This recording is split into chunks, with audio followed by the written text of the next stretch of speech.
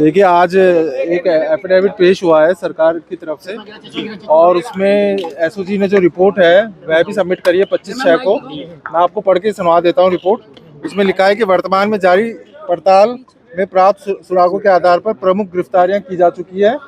अब जो आरोपी फरार हैं उन्हें शीघ्र गिरफ्तार कर विस्तृत पूछताछ की जाए तो उनके माध्यम से आगे कुछ और भी गिरफ्तारियां कर संभावित दोषियों को निर्दोष से पृथक करने की कार्रवाई लगभग पूर्ण हो जाएगी। हमारी ओर से जांच को और तेजी और प्राथमिकता से बढ़ाया जा रहा है ताकि सभी दोषियों के विरुद्ध ठोस कार्रवाई शीघ्र सुनिश्चित की जा सके। अभी भर्ती और करने के लिए इसी रिपोर्ट पे जो सब कमेटी की बैठक हुई थी उसने भी रिपोर्ट दी है और उसको मुख्यमंत्री साहब ने भी उसमें यस बोल दिया है।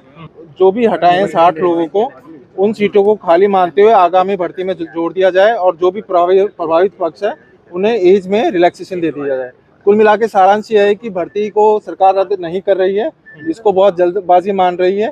बोल रहे हैं एसआईटी वीके सिंह साहब ने भी जो पिछले अपनी रिपोर्ट थी उससे अलग बोलते हुए ये कहा है कि प्रमुख गिरफ्तारियां जो है वह हो गई है और कुछ गिरफ्तारियां और बाकी है और हम प्रतिकरण करने की हम कर सकते हैं प्रतिकरण, हमें और समय दिया जाना चाहिए। सरकार के इस पक्ष में आपने क्या बात रखी? हमने कहा कोर्ट का यह रुख था कि आप इसका जवाब दे सकते हैं, जो एफिडेविट पेश हुआ है इसका आप काउंटर एफिडेविट दे सकते हैं और जो चयनित अभ्यर्थी हैं उनके वकील ने भी समय मांगा कि हम इसका जवाब देना चाहते हैं। कोर्ट ने समय दिया है और अगले मंडे को सुनवाई 2 बजे के लिए फिक्स करी है। इसमें आप दोनों पक्ष अपना जो है एफिडेविट देंगे। हाँ, इसके जवाब में पिछली सुनवाई पे कोर्ट को सख्ती दिखाई को निर्णय देना पड़ेगा। हाँ, वो निर्णय आ चुका है, लेकिन इस कोर्ट ने पहले तो जो सरकारी वकील हैं उन्होंने ये कहा कि डिसीजन आ चुका है इसलिए इन्हें नई याचिका लगानी चाहिए और ये जो याचिका भी लंबित है वह एक तरीके से इन्फ्रक्चर्स हो गई है, उसका अब कोई उद्देश्य नहीं रहा गया है।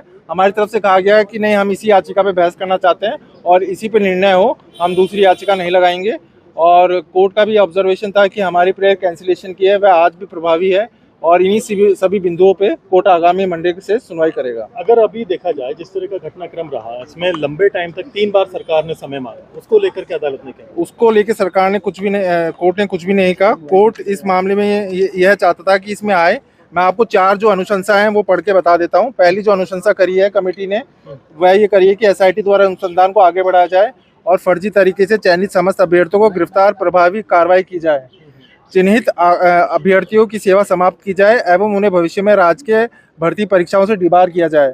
पुलिस उप निरीक्षक प्लाटून कमांडर भर्ती 2021 को रद्द करने का निर्णय इस समय लेना प्रीमेच्योर होगा। इस भर्ती प्रक्रिया में शामिल अभ्यर्थियों के हितों की रक्षा करने हेतु आगामी नवीन भर्ती परीक्षा में पर्याप्त संख्या में पद विज्ञापित किए जाएं तथा आयु की पात्रता में छूट देने पर भी सकारात्मक विचार किया जाए।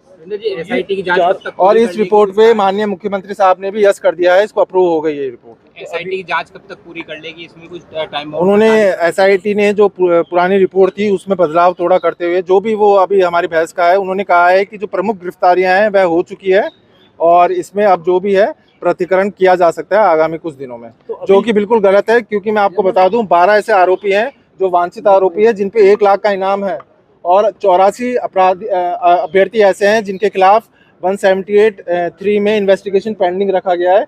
तो प्रतिकरण कभी भी नहीं हो सकता, वो हम इसका जवाब देंगे कोर्ट में। वो अगले हफ्ते आप जवाब में बात रखेंगे अपने, लेकिन कहीं ना कहीं अगर देखा जाए जो पूरी स्थिति थी, आपकी डिमांड थी कि इसे अभी रद्द किया जा सकता है, आपने हवाला भी दिया था। हमने कहा था कि आप हमारी बहस सुन लीजिए, हम आज भी बहस करने के लिए तैयार हैं, लेकिन और बाकी कोर्ट का भी ये था कि एक बार हम जवाब इसमें पेश कर दें ताकि बाद में कोई कमी ना रहे, इसलिए हमने। सरकार का एसओजी का स्टैंड कहीं ना कहीं बदलाव दिखा? देखिए, मैं इस पर कमेंट नहीं करूंगा, लेकिन हाँ कुछ बदलाव जरूर हुआ है।